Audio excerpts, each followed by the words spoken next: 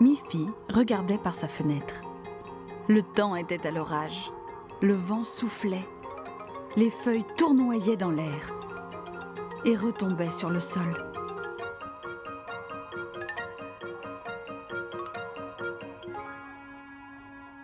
Mais soudain, le soleil apparut. Et le vent cessa. Une fois encore, la journée s'annonçait très belle.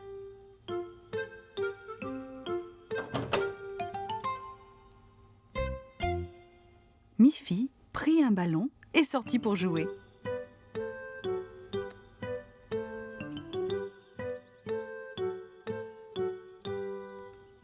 Miffy jeta le ballon très haut dans le ciel.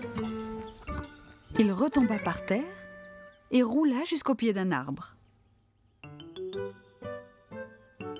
Miffy courut pour le ramasser. Et savez-vous ce qu'elle vit alors ? Un tout petit oisillon. La tempête l'avait expulsé de son nid. Et il était encore trop petit pour pouvoir voler. Oh là là, dit Miffy. ce pauvre petit oiseau a besoin d'aide. Mais qu'est-ce que je peux faire ? Miffy décida de l'emmener chez elle et le montra à sa maman. Comment faire pour aider ce pauvre petit oiseau ? Je pense que la tempête a dû le chasser de son nid. Il doit être blessé. Maman Pompon examina le petit oiseau.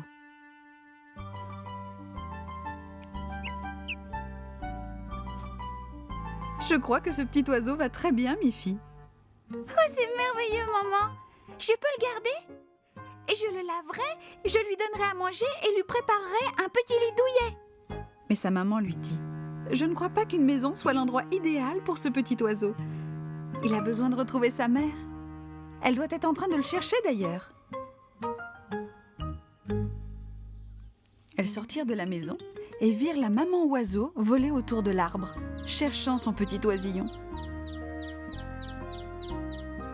Nous devons ramener ce petit oiseau dans son nid sur l'arbre.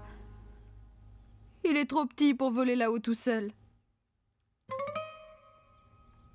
Elles déposèrent délicatement le petit oiseau sur l'herbe et allèrent chercher une échelle. Le petit oiseau essaya un et fit un petit saut. Puis il tenta un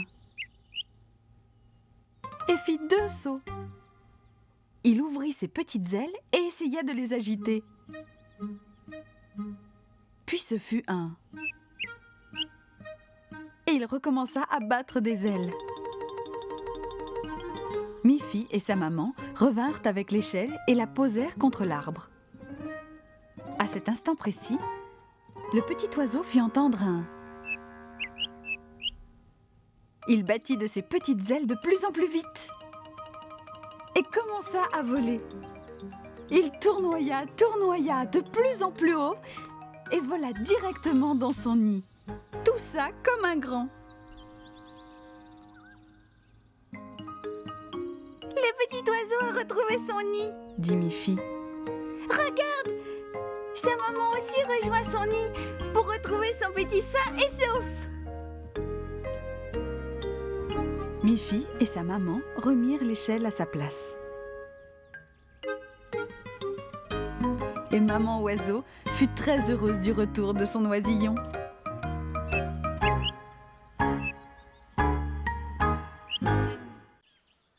Miffy jouait au ballon dans le jardin. Quand Grogny, la nièce de Colette, arriva en courant vers elle. « Miffy, Miffy !» s'écria Grogny. « Tu veux bien jouer à cache-cache ?»« C'est un jeu formidable, Grogny !» dit Miffy. « Mais on n'est que toutes les deux. C'est plus intéressant quand on est plusieurs. » Regarde, Miffy, Snuffy arrive.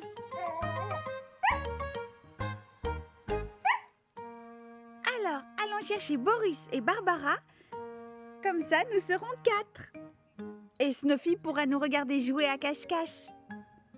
Elles s'en allèrent toutes les 3 à travers la forêt et arrivèrent devant le joli chalet de Boris et Barbara. Bonjour, Boris. Bonjour Barbara. Quand vous aurez fini votre travail, vous voulez jouer avec nous à cache-cache? Volontiers, dit Boris. Ça nous ferait très plaisir de jouer à cache-cache avec vous. Nous venons de finir de couper la bûche, alors on peut y aller. Très bien, commençons. Qui sera le chercheur? Non, Snuffy, dit Miffy. Ça ne serait pas juste. Tu pourrais renifler partout et nous retrouver trop facilement. Tu peux t'amuser en nous regardant jouer. Je serai le premier chercheur et vous pouvez tous aller vous cacher. Miffy leur tourna le dos et se mit lentement à compter jusqu'à 10. 1, 2, 3, 4, 5, 6, 7, 8, 9, 10. Miffy ouvrit les yeux et s'écria. J'arrive, prêt ou non? Miffy commença ses recherches dans la forêt. Entre-temps, Snuffy courut vers un arbre et se mit à aboyer. Boris sortit de sa cachette derrière l'arbre. Ce n'est pas du jeu, Snuffy. C'est Miffy qui doit nous trouver. Alors Barbara et Grogny quittèrent les arbres derrière lesquels elles s'étaient cachées. Maintenant, nous devons tout recommencer, dirent-elles. Exact, dit Miffy. Tu n'es pas censé être le chercheur, Snuffy. Et surtout d'aboyer. Tu dois rester tranquille. C'est à moi de chercher les autres qui sont cachés. Une fois de plus, Miffy leur tourna le dos et ferma les yeux. Tandis que Boris, Barbara et Grogny repartirent se cacher. Cette fois, Snuffy ne bougea plus. J'arrive, prêt ou non? Lança Miffy. Elle regarda derrière chaque arbre. Je t'ai vu, Boris. Je t'ai vu, Grogny. Elle regarda partout ailleurs, mais elle ne trouva pas Barbara. Où pouvait-elle bien être? J'ai peur que Barbara ne se soit perdue, dit Miffy. J'ai regardé derrière chaque arbre. Maintenant, tu peux aboyer, Snuffy. Aide-nous à retrouver Barbara. Snuffy courut tout droit vers un arbre et se mit à aboyer bruyamment. Mais Barbara n'était pas là. Snuffy continua à aboyer. Ils levèrent la tête. Barbara était bien là, sur une branche, au sommet de l'arbre. Quel bon endroit pour se cacher, dit Miffy. Sans Snuffy, je ne t'aurais jamais retrouvé.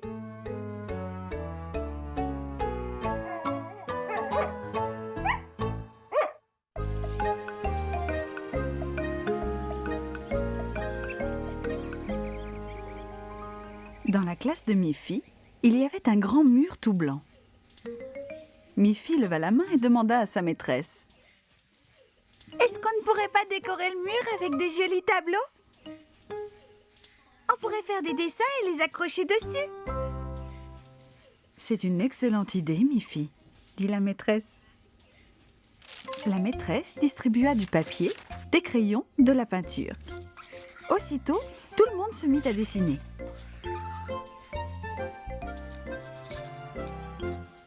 Miffy dessina une très jolie fleur. Mélanie dessina des coquillages. Agathe dessina un poisson. Guillemette, elle, dessina un bateau avec des voiles. Miffy utilisa la peinture jaune pour sa fleur et verte pour la tige et les feuilles.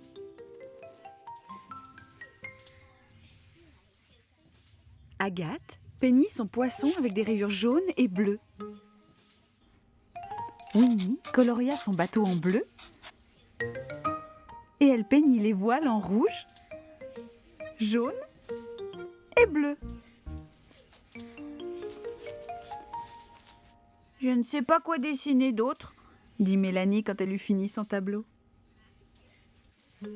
Moi non plus, dit Guillemette. Nous avons besoin de beaucoup de tableaux pour couvrir le mur, dit Miffy. Bien, les enfants, dit la maîtresse. Il fait très beau aujourd'hui. Prenez votre matériel et allons nous installer dehors. Vous trouverez un tas de choses à dessiner en regardant autour de vous. Dans la cour de récréation, les enfants s'inspirèrent de ce qu'ils voyaient. Miffy remarqua d'autres fleurs de couleur qu'elle pouvait dessiner. Mélanie dessina un minuscule papillon rouge. Et Guillemette dessina un grand arbre. Il y avait tant de choses différentes à dessiner dans la nature.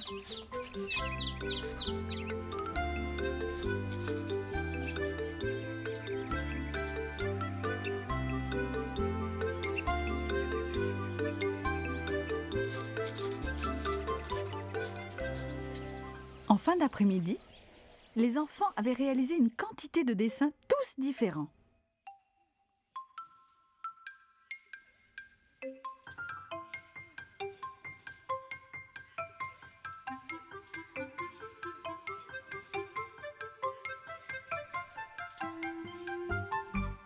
La maîtresse était très contente d'avoir autant de nouveaux dessins à mettre au mur. Mais y aura-t-il assez de place ? Nous devons faire attention à bien placer toutes les peintures les unes à côté des autres pour qu'il y ait assez de place pour chacune d'elles, dit-elle. Hélas, il n'y avait pas assez d'espace. Et certains enfants furent très déçus de ne pas pouvoir accrocher leurs dessins sur le mur. Mélanie leva la main. « J'ai trouvé !» dit-elle. « Pourquoi ne pas changer les dessins tous les jours ? Comme ça, chacun aurait la chance de voir son dessin exposé. » Excellente idée, Mélanie, dit la maîtresse. C'est exactement ce que nous allons faire. De cette façon, vous pouvez faire encore beaucoup plus de dessins. Tous les enfants applaudirent. Miffy dit alors: « Maintenant, ce sera encore plus agréable de travailler dans cette classe. » Miffy avait raison. Chaque jour, le mur de la classe était décoré avec de nouveaux superbes dessins de couleurs. Miffy et Mélanie jouaient toutes les deux dans le jardin de Miffy en se lançant le ballon multicolore aller-retour.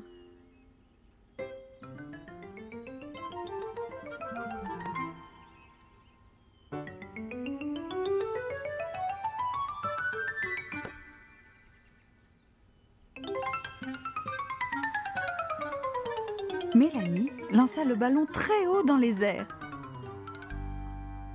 Et Miffy ne put voir où le ballon avait atterri.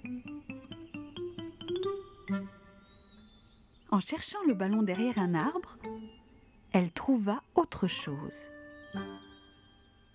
C'était un œuf bleu. « Comme il est joli !» dit Miffy. Elle oublia complètement le ballon perdu et regardait fascinée le petit œuf bleu. « Qu'est-ce que tu crois qu'il y a à l'intérieur, Mélanie ?» dit-elle. À cet instant, Colette arriva. « Je vois que vous avez un œuf bleu, » dit Colette. « Vous croyez que vous allez trouver des carottes bleues dans un œuf bleu ? » Mais pas du tout! Les carottes ne poussent pas dans les œufs.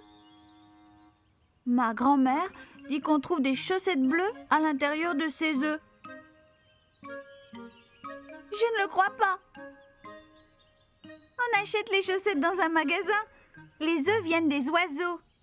Il doit y avoir un nid dans l'un de ces arbres. Mélanie leva les yeux et vit un nid sur la branche avec un gros oiseau rouge bien installé. Miffy se demanda: Est-ce qu'un oiseau rouge peut pondre un œuf bleu ? Colette dit: Je suis rose et mes parents sont aussi roses. Mélanie dit: Je suis brune et mon père et ma mère sont aussi bruns. Miffy dit: C'est peut-être différent avec les œufs. On sait que des œufs blancs ou bruns donnent des poussins jaunes.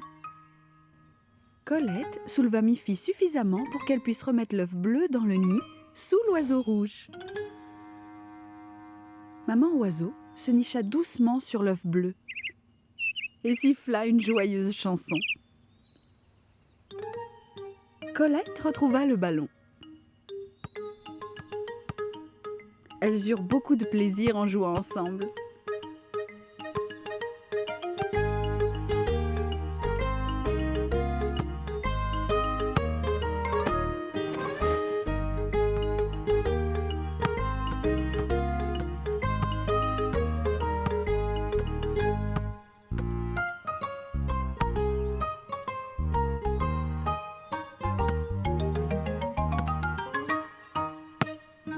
Elles rirent beaucoup. Tout à coup, un autre son se mêla à leur rire. Le pépiment d'un bébé oiseau.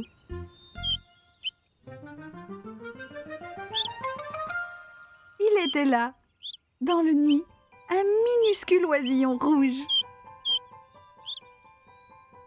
Miffy comprit que la couleur extérieure n'était pas forcément la même qu'à l'intérieur. « Je savais très bien que les carottes ne poussaient pas dans les œufs, » dit Colette. « Je voulais simplement faire une plaisanterie sur les carottes bleues. »« Moi aussi, dit Mélanie. je savais que les chaussettes ne venaient pas des œufs. Nous savons maintenant qu'un oiseau rouge peut sortir d'un œuf bleu. Dit Miffy. C'est merveilleux.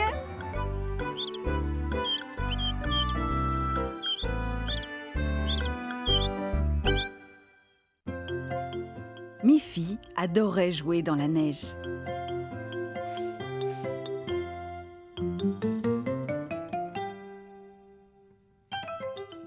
Elle adorait descendre en luge la colline enneigée. Elle adorait glisser sur la neige avec ses skis. Elle adorait s'étendre sur la neige et agiter ses bras pour laisser la trace d'un ange de neige. Mais ce qu'elle aimait par-dessus tout, c'était faire des lapins de neige. Très difficile à faire, et elle avait besoin d'aide pour les réussir. Devinez qui arriva à point pour l'aider. Snuffy, la petite chienne.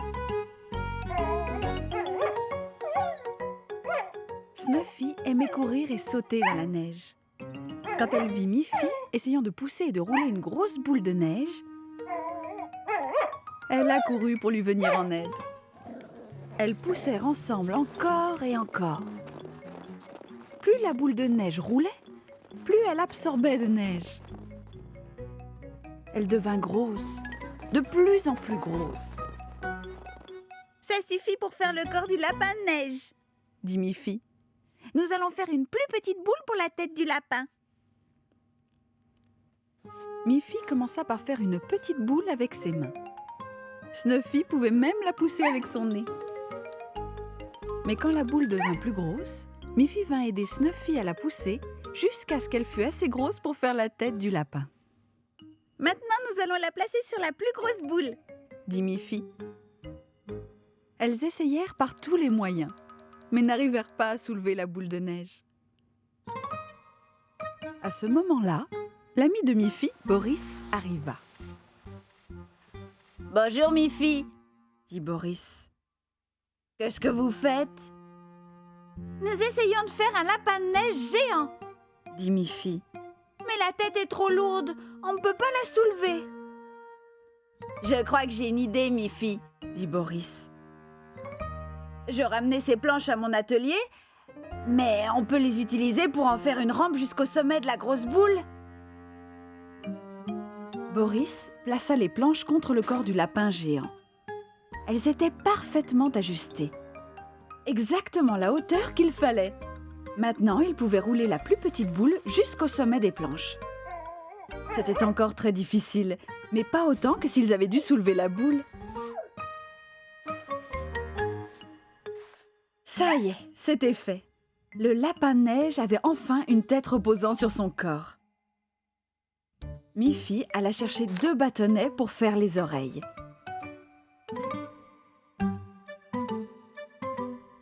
Elle enfonça les 2 petits bâtons sur le sommet de la tête. « Ça ne ressemble pas à des oreilles de lapin, » dit Miffy. Il lui vint une idée. Elle tassa fermement de la neige autour d'un bâtonnet et fit la même chose sur l'autre bâtonnet. Et voilà 2 oreilles de lapin parfaites. Snuffy s'éloigna dans la neige et revint avec 2 boules de caoutchouc avec lesquelles elle jouait souvent. Miffy éclata de rire. Elle enfonça les 2 boules dans la tête du lapin. « Il a des yeux maintenant !» dit Miffy. « Il peut voir le travail qu'on a fait, grâce à vous deux, Snuffy et Boris. » Vous êtes très habiles tous les deux. Finalement, Miffy ajouta une carotte pour faire le nez du lapin. Le lapin de neige était enfin complet.